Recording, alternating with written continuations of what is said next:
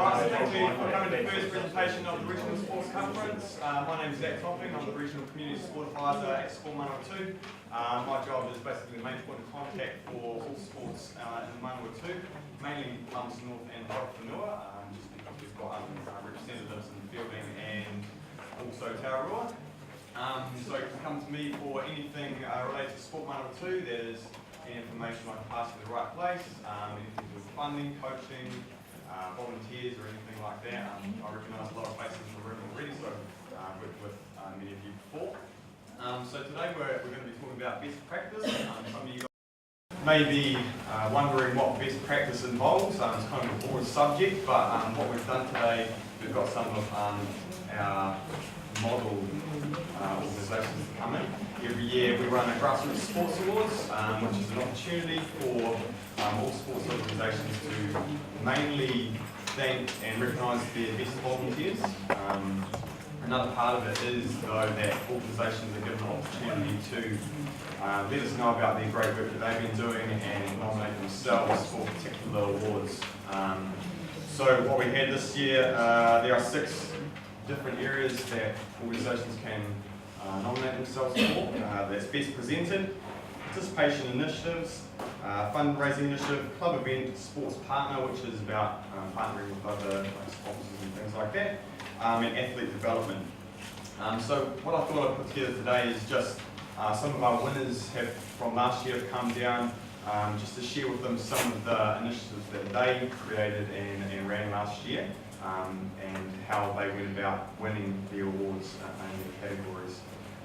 So the point behind the presentation is just to kind of provoke some thought from other organisations like yourselves, perhaps get some ideas and grab some ideas off these guys that they've been through before. So if you've got any questions at any time, these guys have really they don't mind if you put your hand up and interrupt them while they're doing their presentation. If you're a little bit shy, they can be approached afterwards. Same with me. I'll give you our contact details, got business cards, and you guys can ask any questions you like. So first of all, we've got Paula and Mark Anderson from the Maris Junior Rugby Club. They won Best Presented Award, which is based around how clubs present themselves to the wider community. So best presented, you may just be thinking, uniforms and all that kind of jazz, but it goes a bit deeper than that.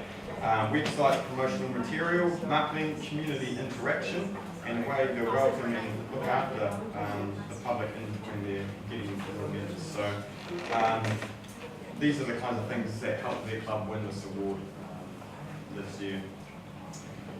So what I'll do is I'll pass you over to Mark Anderson, and he'll take you away, and we'll jump in later too. So. Right, thanks guys for coming along today and listening to us have a bit of a spiel about what we do in our club. So as Zach has said, I'm Mark Anderson. I'm the chairman of Maris Junior Rugby. Have been for several years. Also wear a couple of other hats. I'm the chairman of the Maris Junior Rugby Board, and also I'm the Old Boys Maris, which is our senior club on the board as well. So get pretty busy with rugby in the too. My lovely assistant here is Paula Anderson, no relation. She's the treasurer secretary of the rugby club. We've both been involved with the club for about 9 years in different roles within the club, so we've probably learned a little bit over that time about what to do and what not to do. So that's us in a whole. So a lot of the stuff we do is not just initiatives from us. We do get help from various other people. From our sponsors is a big part of it. We have some very generous sponsors which help us with funding to do the stuff that we want to do. And probably better mention it since he's sitting in the room.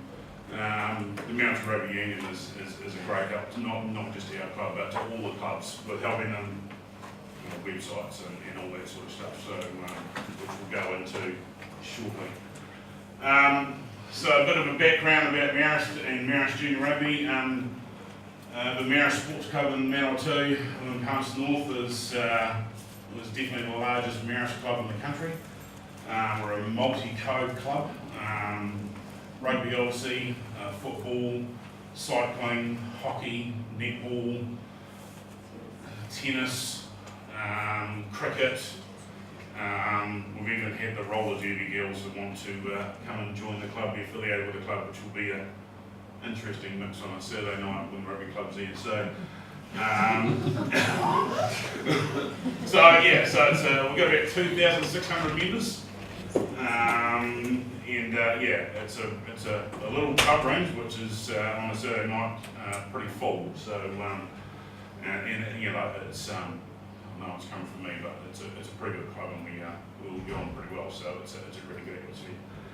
So the junior part of the club, the junior rugby club are part of the club. As I say, the largest junior rugby club in Palmerston North, and for the 2016 season, we've got 353 players and we've got 24 teams. So that's an increase from last year of about 3 teams and around about 30, 40 players. So we're constantly increasing all the time. Family-orientated club and community-based. We're out there just to promote rugby to from our little 4 or 5 year olds right up to our 12-year-olds, 13-year-olds.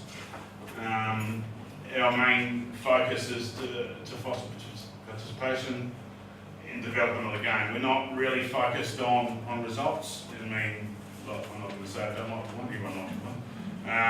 But if teams aren't out there winning, it's not really our focus as long as they're enjoying their rugby and they're learning something. When we get to the competition grade, which is under 11 and up, but if they go, well, it's fine, it's not our focus. It's just so the kids learn something, they come through enjoying their rugby, and that's what it's about for us. We have a fairly small, tight team of in our committee and our volunteers. Our committee's only 7 people. But in those 7 people, we've got a really widespread of different skills. We've got market people, marketing people run their own businesses and stuff like that, so we can draw on those experiences, and it really helps gel the club together. And also, with having 353 players and 24 teams, we also rely on our parents for coaches, managers and stuff like that. Having 24 teams and usually a couple of coaches per team, we really lean on those guys to help us out, and we've got a really good group that helps us out. So that's me, and as Zach said, any stage fire in, ask a question, we'll answer it for you, or after we finish the session, please blaze away and anything you want to know. Thank you, over to Paula. Morning. Our marketing and communication strategy is really based on getting the best return we can for our dollar. Like everybody, we're non-profit, we don't have a lot of money coming in. We try and balance keeping our subs really low for our families, because we get families from right across town, so we cover the different socio-economic groups. So, and we never say no, because we want as many kids as we can playing rugby. So we try and keep that balance of keeping the subs affordable and yet being able to provide everything our teams and coaches need to function properly in rugby. So social media has really been the thing that's helped us out the last couple of years in helping us increase our exposure, get our messages out there, get that instant communication going. And so I thought I'll just run you through what we do in a season and show you. This is our sign. I don't know if anyone in Palmy's ever seen these. We find these are a really cost-effective way of getting our message out there in February. We start putting these on fences at high-profile intersections around town. What used to be Robertson Corner, it's the empty corner now, used to cost us a few packets, chocolate biscuits, morning tea, and we could leave it out there for a couple of months. We put one opposite the hospital, we put it on busy streets, we put it at large schools.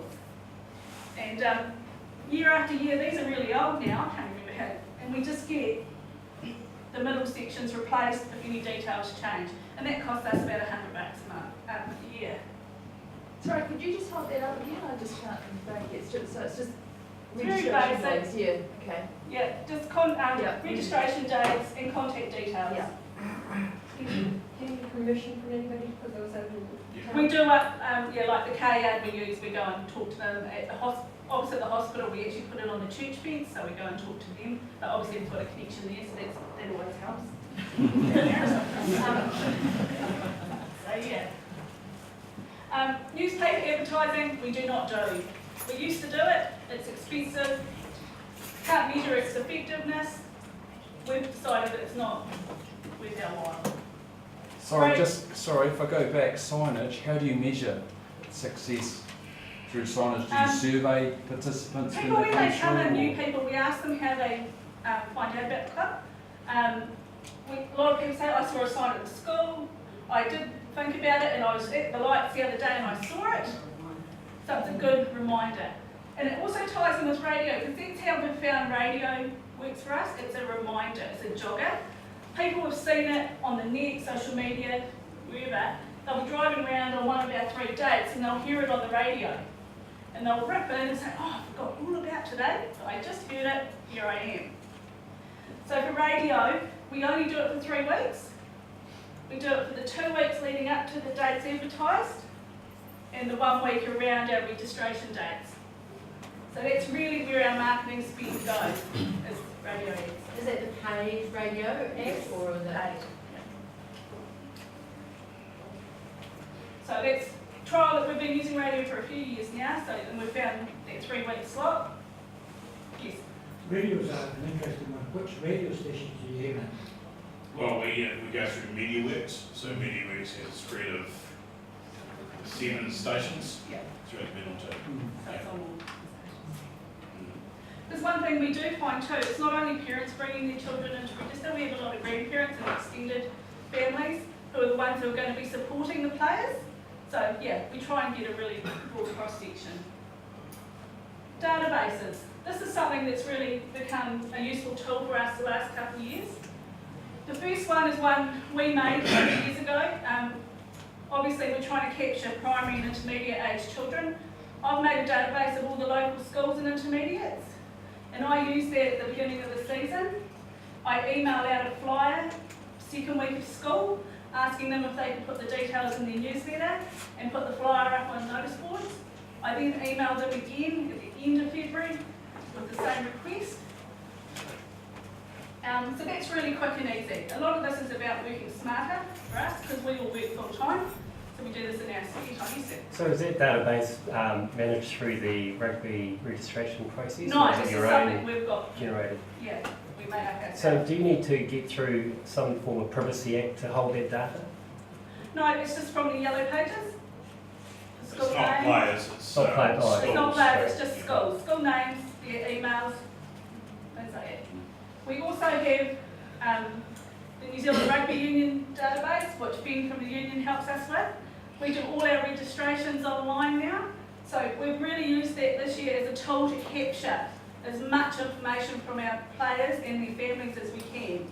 We used it to capture jersey sizes so we could get more organised before the season started, and how many we needed from each size. We used it to capture if our players are spending time between 2 or 3 different homes and all the contact details so that all the people concerned are getting the same message at the same time. Be fair to say that information online is more accurate than paper? Yes. Because we're asking people to put their information in, they're the ones that are having to fill in the form. So yeah, it is more accurate and we don't have to decipher handwriting. Yeah, so just around that, the registration form used to be just a paper form which they would fill out. Yeah. Yeah, 9 times out of 10 you could either read the phone number or read the email address. But now they actually type it in, we know it's 100% correct. And it's working well too. What sort of system, sorry, do you use for registration? We're going to get to that soon. Sorry, it's actually through the New Zealand Rugby Union. Through Sporty. Sporty is the platform and I'll put a picture of our website later. But the one bonus we have got with that is we can go out and email all our players from last year. Say registration's coming up and we put a link to the electronic form. We then went out on our Facebook page and said, we've sent you an email. Those that misspelt their email address or have changed their email address or never gave us their email address were the first ones on Facebook. I never got one. So you're then able to put a link up and get them that way. So the flyers we use to the schools, just really a replica of the one I held up that we put on fences. So this is what we ask the schools to send out and put on their notice boards. Our website's new this year and it's linked with the New Zealand Rugby Union database that we use and registrations, and it's on Sporty. Really recommend Sporty, guys, if you're not on it. I find it really simple and straightforward to use. We do have really good support with Ben from the union, but we've used it this year. We've got our homepage, we've got registration tab, which is an electronic form, blank form, people can go straight in and fill it in. Our newsletters are there, and we have a page for our coaches, so any coaches training, any coaches meetings, it's all there. It also has a live link to our Facebook page, because we're wanting to get across all the social media, and by linking them together, we're hopefully making everyone aware of what we've got and the different places they can go to find out things. Facebook. I love Facebook. The power of Facebook has blown us away this year. We've used it periodically, but we've really made a big effort this year because a lot of people aren't really that responsive to their emails anymore. Some people don't even have email anymore, but they do have a phone and they will have Facebook on their phone. So we use that to get a lot of messages out. With the new website we just showed you, we can put links on our Facebook which direct people to where they need to go on that website. So that works really well. One thing we did this year, on our first Saturday morning of rugby, we sent one of our committee members down early to Olney Park with her camera. She's a budding amateur photographer. She took photos of the under 6 and 7 grades playing. She popped some photos up on Facebook. Within 48 hours, we had 5,000 people view them, share them, comment on them. Couldn't believe it. It's that instant, people just love Facebook. Yesterday, junior rugby was cancelled. I put a message up on Facebook. Within an hour, it had gone to over 1,000 people who viewed it. Plus, one of the local radio stations picked it up. It's Mike West in the morning. He'd shared it with all their Facebook as well. Great free advertising for me. I'm on the ball, our branding's out there, we're always using our name, we're always using our logo. Do you have parents sign a waiver for photography and social media? No, What's that's your discussion the on thing, that? that's on our to-do list, yes. We did have another club come and ask us to use some of those photos because their kids were in it as well, and we declined for that reason. But we'll be adding it to our electronic form next year about that. So this is our Facebook. We're on it every week. We put the draw on it every week. Yeah, it's working really well for us. Highly recommend it. Hoodies. This has been our secret marketing success in the last 2 years, and it's really surprised us. We've often, on different years, offered different extra items of branded clothing for purchase by families. Last year we decided to go with a hoodie. It's a very simple black hoodie, just has Maris Rugby on the front, and they can get their name branded on the back. We didn't do it to make money, we made less than $1 per hoodie. We did it as a branding thing and as a community thing to say, I'm part of Maris Junior Rugby and I'm proud to be associated with the club. The first year we sold 280 and we were stoked. We thought, oh, this is fabulous, given we've only had 320 something players. As of this week, I've just tipped over number 500. Cannot believe how successful it has been again this year. I've got a family that have bought 10. Grandparents have got them, aunties and uncles have got them. There's only one member of the family that hasn't, and it's only because he's not quite one, and we don't go that small. What price are they?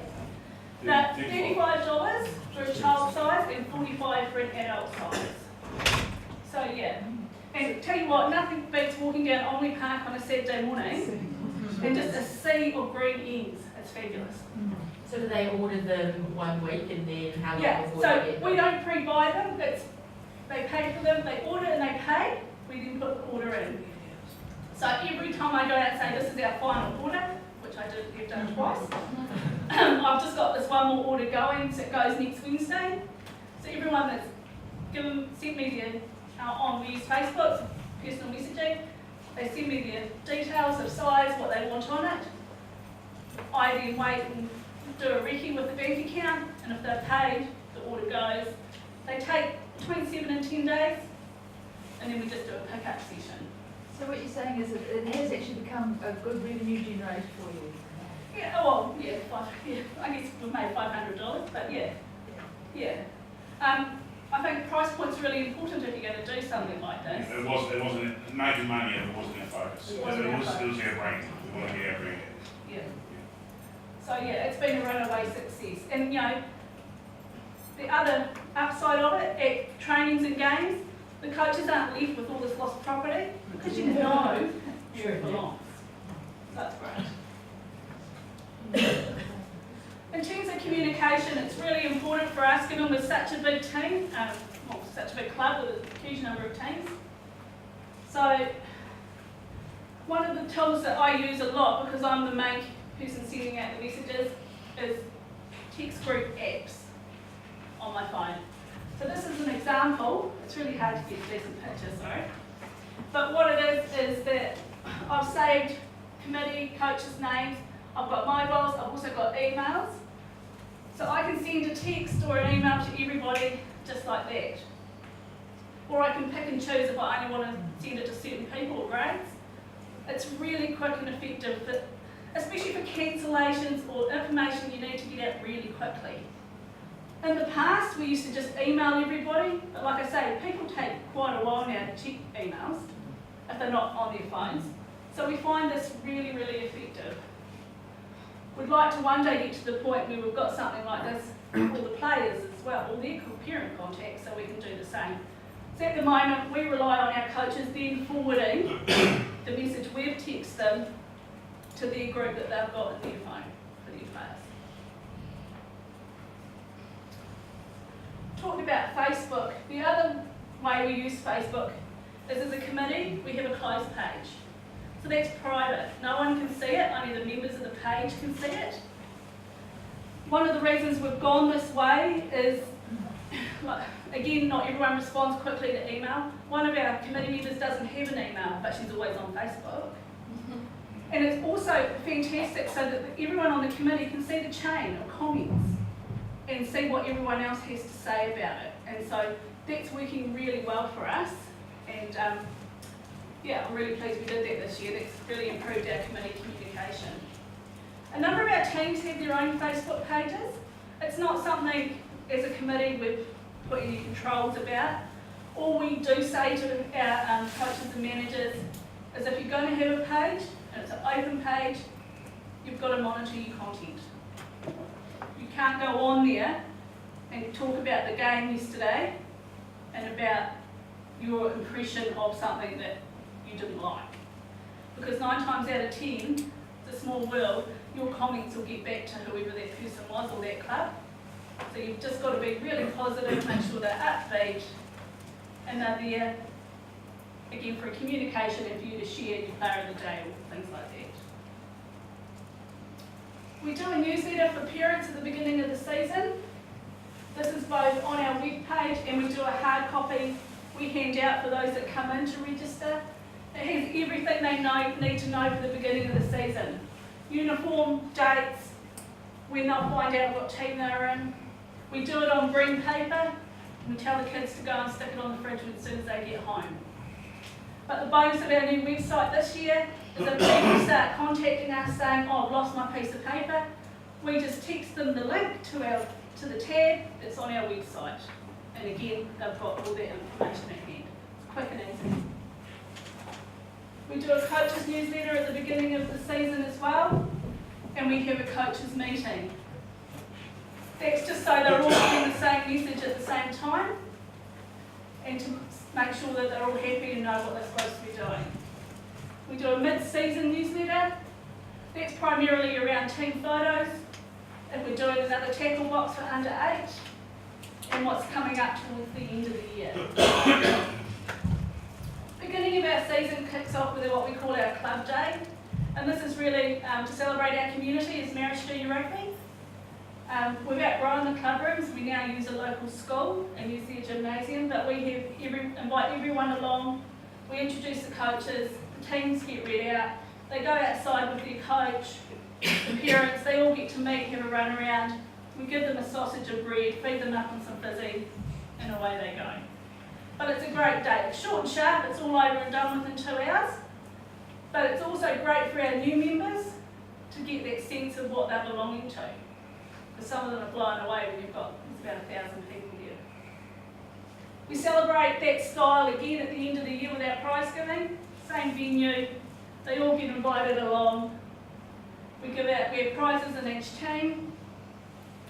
We go outside, again, sausage, fizzy, they feed their coach, and we celebrate having a great season. Part of our end of year prize giving, we also do a document called a team report. And what that is, the first page is always the chairman's report about the season, what went really well, what didn't maybe go so well we need to look at, but just celebrating us as a club and thanking important people. Then each team's coach is asked to give us like a half-page summary, just about their season. And what we do is we collate that into a document, we give it to all the coaches, we print extra copies for any parents that would like to take them home and read them. And then Marist Sports publish it in their periodical Green and Gold Times. So it goes to our wider sporting community. And then the very last thing we do to celebrate is our annual Sevens tournament. Marist has run this for years. I've tried to find out how long and no one seems to know because it's always just been there. 53. So this one. Oh, was it? I think it took a long time. The point of the Sevens tournament is to celebrate junior rugby. We open it up to whoever wants to come. It's been a real success for us. We get teams entering from Wellington, Hutt Valley, Taranaki, Wanganui, Tararua, Dandenberg, and Taradale, I think is probably furthest away we've had. So we take all comers, we have a round robin day, it's great fun, it's a bit chaotic at times, but it's just a celebration of rugby, and for our club it's a celebration for Marist. So it's always nice when we do come to the end of the day and we're giving out our medals if there's a couple of Marist teams there.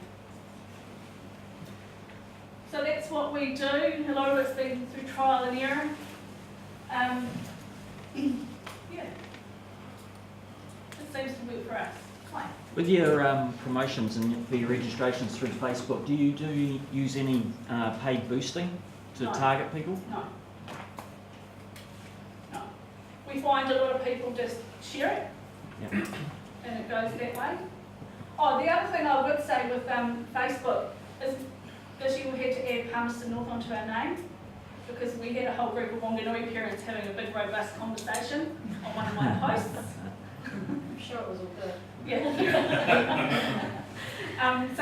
So they were a bit angry that I didn't have Palmerston in my name, but whereas Marist Wanganui didn't have Wanganui in their name. It's okay. So yeah, just do that. So yeah. Any other questions, guys? You'll just comment on the text messaging system that you use. What's that system called? It's just a free app on my phone called Group Text. But we are actually in the process of looking at getting an app developed for us. There's a few options here. Some people do it for free, but what happens with that app is lots of advertising comes up on it. Or there is a guy that's offered to develop an app for us, but it's relatively expensive, so it is an option that we're looking at. In terms of sporty, like currently to the end of the year it's sports ground and it's free, so have you noticed any increase in cost of sporty? There's no cost involved with sporty at What all. cost? Oh, there isn't? No, it's something that the NZA who put through, Okay. and it was an option to use it as for your online registrations, but the MRU this year, Manager Review said this year that there's no option. Yeah. It's sporty or nothing. So Sporty is the new sports ground. essentially. So sports Yeah, but rooms you're are going to free. find out what the prices might be, because there's a whole lot of different modules. Yeah, no, this is just the free one. Our sales team will get hold of you, it's like, oh no. No, this is just the basic free one, which does have the advertising down the side. Okay. Yeah, so no it's cost. free, the website's free and everything, yeah. If you don't like spending money on this community. Yeah. Thank you. Alright guys, just we're at time, so we'll just move on from now. Thanks Paula and Mark for that presentation.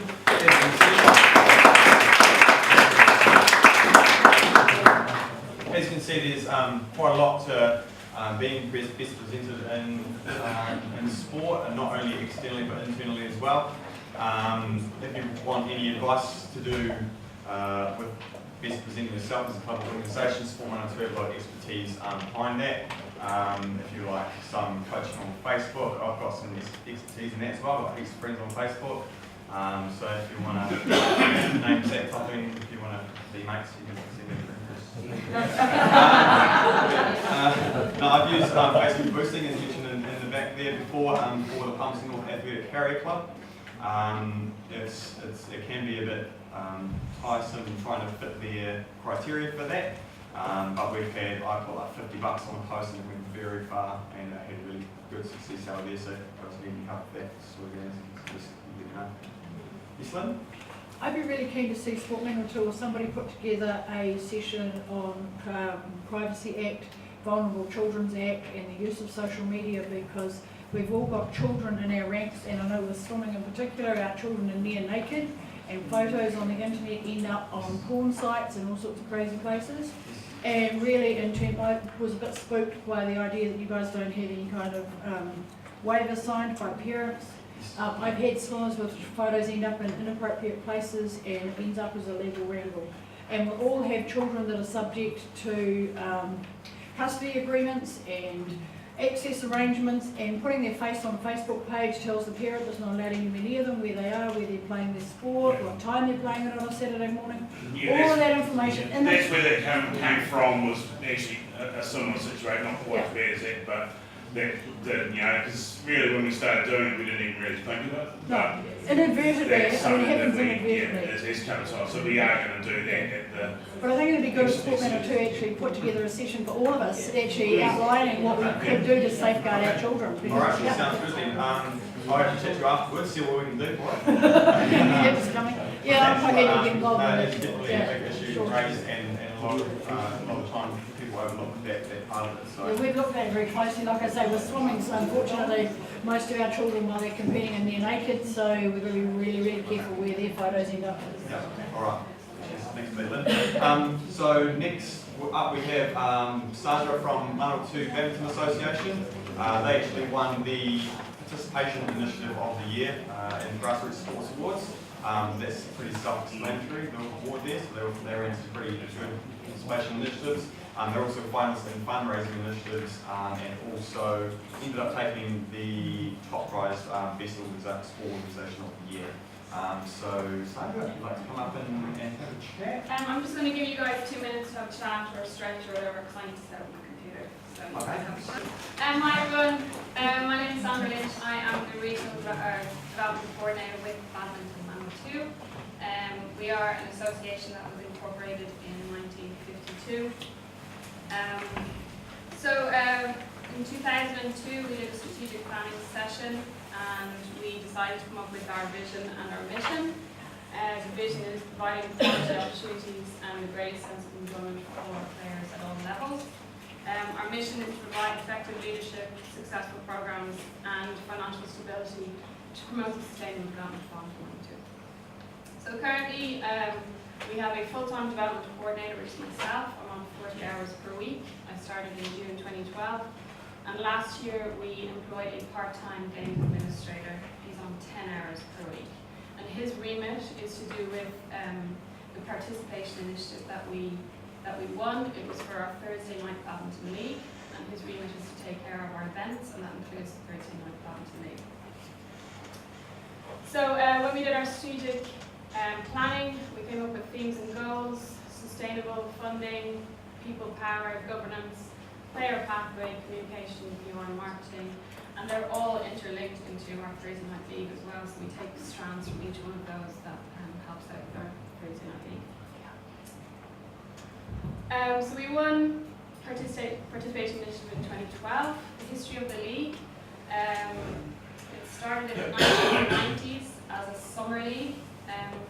We're a winter sport traditionally, so our season is March to October. The summer league, I think, ran over October, November, December, and into January. In 2010, the association decided to take it back over for ourselves, and we decided to start running it throughout the season, so throughout the whole year. So it also replaced the interclub competition. We did not play interclub competition any longer. We decided to use Thursday Night League as our club area to do our competition in. We also, in 26, we are currently in round 5 with 35 teams that play every Thursday night. We also started running in 2014 Fundamental Leagues, which is our business house league. So we do it's a good name. We do a 4-week or a 5-week Fundamental League, and that rolls into the following round for our Thursday Night League. We run Thursday Night League in 5-week rounds. So this year we'll have about 8 rounds of Thursday Night League.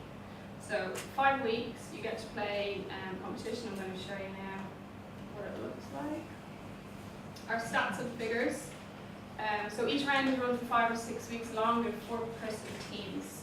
You must have a minimum of 1 female. In 2011, you see we had 5 rounds and 93 teams. Teams can compete all year round. So if they want to play in the 8 rounds, they can. If they want to play for 2 rounds and pull out, they can do that. So after every 5 or 6 week block, teams can come in or pull out to play the competition. In 2015, we had 8 rounds and 239 teams throughout those 8 rounds. Okay, many of those are repeat teams that will keep playing all year round. Okay, the cost is $10 per adult per night, $7 for secondary school, $5 for primary school, and in 2014 we introduced a registration team fee of $20. In 2015 we operated a profit of $28,000 to support the association. Part of that money also is some funding that we received for hall hire and shuttles at the start of the year. This is what it looks like on a Thursday night. This was our biggest Thursday night, which was a couple of weeks ago. We had 40 teams that were playing, so about 160 players that came down to play. We run it in 2 blocks, a 6 o'clock block and a 7:30 block. You see we have 6 grades. We have a beginner grade, and that will go up to an advanced grade. There are the team sheets. So there's a couple of team names, those guys in the shite house. They will play 6 games of doubles. It takes about an hour and a half to get through all those games, and then we move on to the next round, the 7:30 round. For this round, we had to hire extra courts. So we have 24 courts going for this competition. 16 courts in the V&M Centre and 8 courts in the ballroom. So we have 24 courts going for the evening. Any questions? Do you have to pay your registration fee just once? Just once. It's once annual fee, $20. So for the future, we want to continue to run this quality event. What's very important for us really is the people and the staff and the players and the teams and the captains, and giving them a personal approach to help them out. We've had a lot of players that need subs regularly. When we had 40 teams, one night we needed to get about 25 subs to help out with the teams. That was an issue. The reason we brought in the team registration fee was because we had subs that were coming along and not paying. So to try and combat that, we got a $20 registration fee at the start of the year. We also want to thank our sponsors and our funders continuously. We ran a naming rights ballot for 2015, which was won by Cartown. It was $150 to enter the naming rights ballot. We raised $3,500 for that for 2015, and Cartown were the winners, so it was a draw. Okay. We continue social media promotion by Facebook and our website. And word of mouth is quite important to us as well, because we're quite a small kind of organisation. So word of mouth and the fact that we are really providing a quality competition is very, very important. And making sure that you give that personal approach. Myself and Callum, who are the two staff members, we are available on mobile phones, we're available on Facebook, we're available on email. You can get texts at 6 o'clock in the morning looking for subs, which isn't very nice, but that's what happens. But the fact that we can do that for these teams, it makes sure that they come back continuously over and over and over again. Just going back to your naming rights about. Yes. So you obviously have a whole lot of other businesses. Yeah, they're about 26, yeah. So how did you get their, like Carson obviously got their name out on, how did you get the other sponsors' names out there so you knew that they supported you? Yeah, so we mentioned them in our development report at the AGM, and we also put up some on Facebook. We would put links to their companies as well. Yeah, and on our website as well. Yeah, yeah, it's very important for that. It's very important to have sponsors. Well, they give them rights to. It gave them rights to naming for that league for the year. So their name was on our website, on the Facebook post that it goes out to all our email addresses for that league, and their name goes onto the documentation for the league. I'm interested in how the relationship with Marina Manuel 2 or Central Energy Trust and the costs of venue hire, which can be a concern. Yeah, for us, in the BM Centre, there's 16 badminton courts. In the ballroom is 9 badminton courts. So it's actually a great venue for us because we can fit a lot of badminton courts. The whole place can about 45 badminton courts if we wanted to fill it up. So we're quite lucky in that respect, and that we can get quite a lot of people on court for that. So we charge you quite a bit? They charge us I think just the regular user rate. So yeah, whatever that is. Do you get bumped out when big events come on? Yes. Yeah. So our Thursday night league will go for about 40 to 45 weeks a year. Yeah, we just take breaks for Christmas and then the odd time during the season when arena is booked out. How's it affected the actual clubs as you've arranged like club competition? Yeah. So you're just getting social teams mainly into this, or? We get everyone. We get club players, social players, Yeah. juniors, seniors. There is no club on a Thursday night. Clubs in Palmy run on Mondays, Tuesdays, Saturdays, and Sundays. Yes, the league isn't confusing. Yeah, there's one junior club on a Thursday night, and they run at the same time at 6 o'clock in the morning, and we take it at 7:30. So it is actually, sometimes people in clubs feel that can be a bit passive play, but when they get to play a competition, that's a bit more intense and a bit more competitive. Yeah. Do you have referees for all those games? No, don't need it. How do you differentiate between the levels? Is it graded? Yes. Yeah, so there's 6 grades. When we had 40 teams, there were 6 grades. After each round, there's promotion and relegation in each grade. If the teams are staying in, so we know to move them up or move them down. Some teams like to stay in their same grade. We've got to keep them happy. But with their beginners, we will put them down in the lower grades to see where they start. Yeah, they can work their way up. It's quite a lucrative competition for us, as you can see. But we do put a lot of work into it and quite a lot of hours goes into it. Yes. Do you have paid staff at the venues running the So the event staff for that? that look after this competition are myself and Callum, as the games administrator. We will do the operational part of it, so especially on the night, we'll look after it. But for doing the draws, one of our volunteers created a database system, so we can do the draws automatically, so he helps us do that. And that also links into a payment sheet, so we print that off every week and the payment sheet goes down. At the registration desk, we have a volunteer, and he runs that on the night. And he also gets the shuttles ready for the competition, so each match needs shuttles, each team sheet needs to be printed off, so he does that for us. Yeah, so we're lucky it's a combination of volunteers and the paid staff. Chase payment fees? Yes. Is it hard? It can be, yeah. So this year, or the end of last year, we were able to get a loan of an FPOS machine every Thursday night. And that has made a big difference. And So we take cash, check, EFTPOS on the night. So pretty much we can take anything that we can. One of the clubs has also got one of the mobile, on their mobile phone, the kind of EFTPOS machine on their mobile phone. So they're hiring that, $30 a month I think, and it links into your smartphone, and you can do EFTPOS payments via that. So one of our clubs has that now, and they've got all the membership fees in within 6 weeks. Yep. Do you do online registration and payment? Yes, as well. Yeah. Try and make it accessible in all areas. We also have to be a little bit open-minded as well. We're happy to diversify the competition if that's what the players are interested in. If we need to do extra nights, if we need to change it to timed games, we will look at doing that. And I'm in the process of looking at a men's and ladies only team league as special events. It's a special event. Throughout the year we do run kind of fun nights to keep it a bit fun. So Valentine's we'll do a red night, St. Patrick's Day. We do a good night on St. Patrick's Day. Yeah, so throughout the year we'll do fun nights just to mix it up a little bit as well. Any other questions? Your website, is that standalone or is it through? Standalone, and we have kind of run it through InspireNet.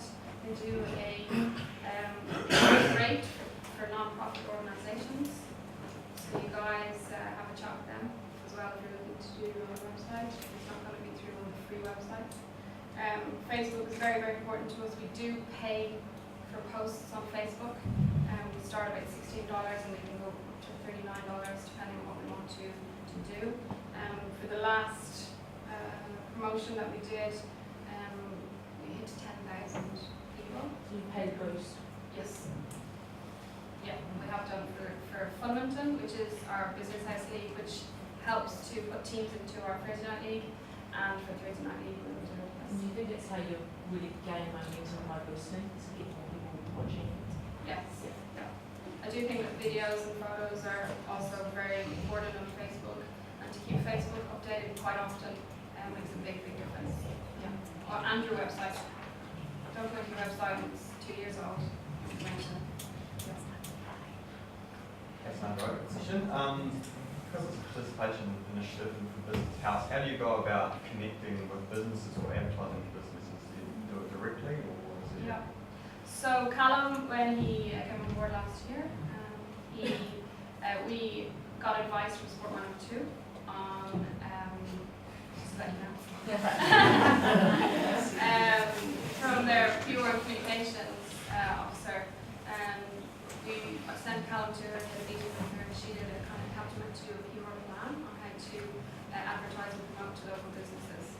Also, we knew that local businesses that had taken part in the Sport 102 challenges, workplace challenges, we know that they're active and sporty, so we tried to get a list of those businesses as well. There's no point in going to businesses when they're not interested.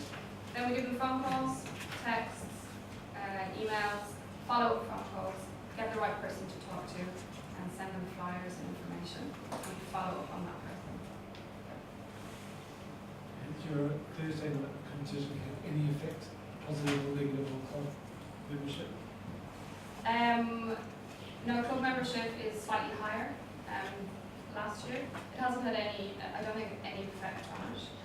But what we're seeing is a lot of different age groups coming into the clubs, and that's through all the initiatives that we're doing, including schools competitions and Thursday League. So for a Thursday night league, we have 9-year-olds up to 70-year-olds playing. So it's a huge broad range of age groups. Yeah, so no. Is it on the call at any one time, 9-year-olds and? Yeah, they can play each other. Yeah. So we're promoted to club players, rep players, as well as social players.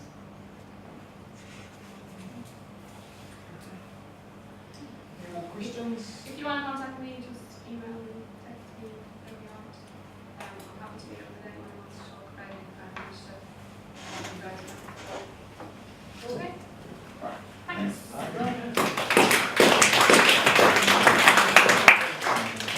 So I guess that basically ends our presentation of best practice. Again, if you guys want to talk to any of our presenters today, feel free. I'm sure they'll stick around for a little while just answer any questions you have. Also, hopefully you got down the email addresses. If you don't, I can easily pass it on up there.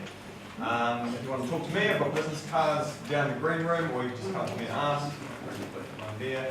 I'd like to thank Sandra and Mark and Paula for coming in. They didn't have to. This is again sort of all messed up, so it's always got my present. So I'd like to just present my comments.